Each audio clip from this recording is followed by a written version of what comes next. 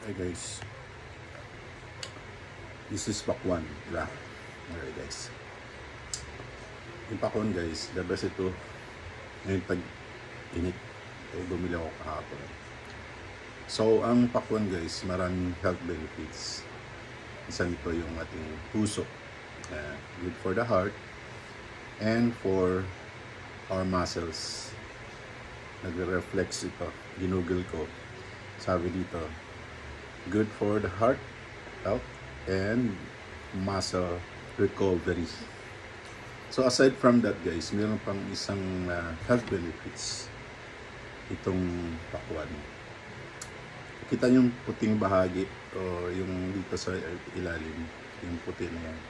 So usually tinatapon natin pagkatapos kumain. Tapos pag kinain natin yung pula, ito na.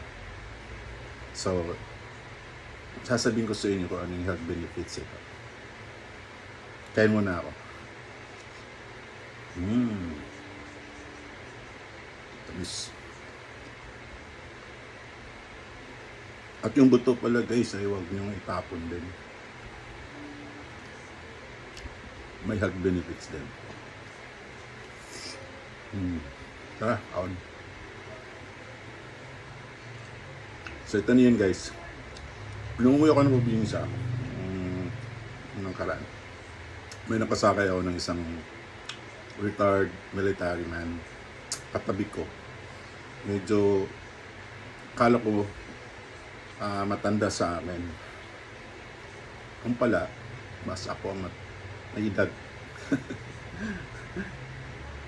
Kasi sabi niya, kasi may ano kasi siya, may sakit daw pala sa ano, sa erectile, ano yan? Yung organ ng mga lalaki. Sabi niya, para daw lumakas pa tayo, lalo sa mga palalakihan. May nakadiscover daw na itong ibabang bahagi sa pakwan, the best daw ito, pampalakas.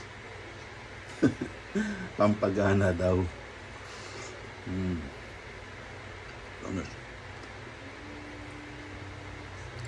So, i-try natin guys.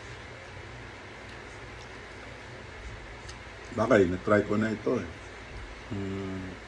Hindi ko alam kung effective ba. Ang tamis guys. So, yung mga boys dyan na medyo humina na ang mga muscles. Subukan nyo ito. Kainin ito yung baba. Ganyan. Tignan natin kung malakas ba ba.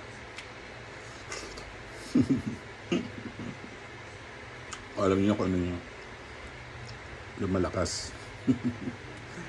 Okay guys, thanks for watching. Bye-bye.